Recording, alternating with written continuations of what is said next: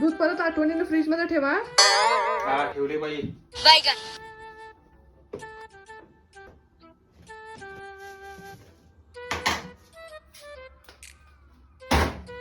साखरेचं टोपण लावून ठेवा. होय ठेवले विसर.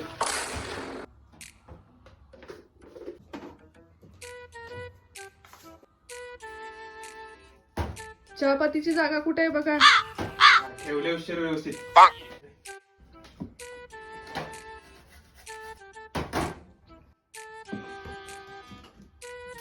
खिसणी आठवणीने घासायला टाकली ना.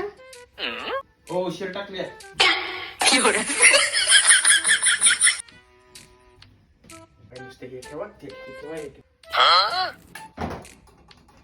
चहाचं भांड घासायला टाका. बस मला चहाच नको.